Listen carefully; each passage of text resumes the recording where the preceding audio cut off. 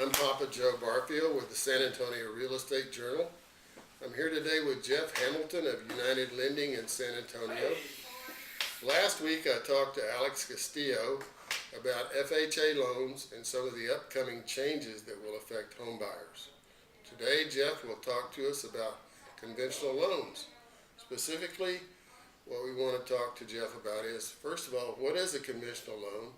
And second, what possible changes have occurred recently with conventional loans that are important to the home buyer? Thank you for spending time with us, Jeff. You bet, Papa Joe. Thank you for having me. Conventional loans, there's a large array of conventional loans that sometimes people don't think about. When you go and buy a house and you put down 5, 10, 20%, that's typically a conventional loan. But also when you go to build a home, sometimes they'll do a one-time construction loan, sometimes they'll do an interim loan into a permanent, sometimes that we're looking at doing a lot loan, and all of those are conventional loans. Also in the marketplace, which I know you're going to talk about later, USDA loans are considered conventional loans, although they're a loan by themselves. So those are the types of conventional loans that we would do. Some examples that you've heard in the marketplace may be an 80-10-10 or an 80-15-5. Conventional loans without 20% down, sometimes have mortgage insurance, sometimes does not, depending on how you structure the loan. The other thing is if you're going into a situation, obviously, to buy a home or buy a piece of land or build a home, we've got to figure out from not only your qualifications, but also on the structure of the loan, what's the best strategy for you to go forward with, and sometimes that is a conventional loan. Sometimes people have a home in Detroit that they can't sell, and they have an FHA loan on it or a VA loan on it, and they can't do another one, and they've got a little money to put down, so they'll do a conventional loan in that case as well. Okay. FICO score driven is really where a conventional loan will come in. If you don't anymore, really, if you don't have a 680 FICO or above and you need mortgage insurance, that's going to be a hindrance in doing a conventional loan. If you don't need mortgage insurance, the FICO score is still set at 620. And I see that. I don't see that changing a whole lot. Some other things that are for your onlookers to kind of think about would be a home equity loan. Right. Home equity loan is always going to be a conventional loan, and if they're looking to grab some cash out for college education, sometimes vacation, I don't recommend that, but they do that sometimes, as well as maybe to boost up the value of the property by doing some improvements. They'll do a home equity loan, and that's always considered a conventional loan as well. Okay.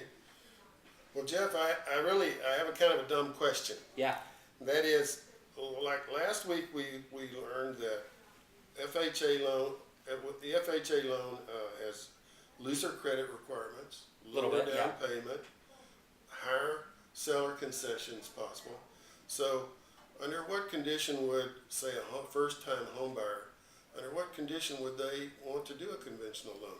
Yeah, if you've got, and the geographics of that are so complex, I don't think we can get all the options out in this video. However, if you've got a young doctor that's going into practice and he does like a 3-1, 5-1, 7-1 arm, because this is a starter home for them, that would be a great case of a conventional loan. If you have someone that has some money to put down, the best loan that you can do in the marketplace still today is a 20% down conventional loan, because you don't have mortgage insurance. That is the most competitive loan in the marketplace, so your interest rate is going to, in most cases, be lower than what it would be on an FHA and a VA loan. Not by much, but sometimes by some. And then with veterans that already have a VA loan, we can also do a conventional loan Texas Vet, which if you have a 30% disability or more, that's going to get you a 4.4% interest rate in the marketplace right now. Wow, that's fabulous. So, and 30-year fixed rate mortgage. So wow. That's nothing to shake a stick at. So no, that's definitely an incentive to go for a conventional loan. So I would say that, to summarize what you just told me, if you have a good credit history, if you have some money to put down, a conventional loan is definitely something to look at. Yeah, another example would be if somebody comes in and they're selling a home and they want to put all those those proceeds into another one that they're buying. You know, they may lose a little bit on in the marketplace now in selling the home, but what they pick up on buying the new home, and say they only have 10% to put down, I would probably structure that in a good qualification standpoint as an 80-10-10. Do a first and second lien to avoid paying mortgage insurance and give them some flexibility on gaining equity faster. Right. So That's a good idea. yeah. Well, Jeff, I think you've really kind of given us a lot of food for, well, I know you've given us a lot of food for thought. I think for sure you've hinted at a lot of aspects of the conventional loan that we really can't cover in a short conversation. Absolutely. So I would like to remind everybody of something I tell all my clients.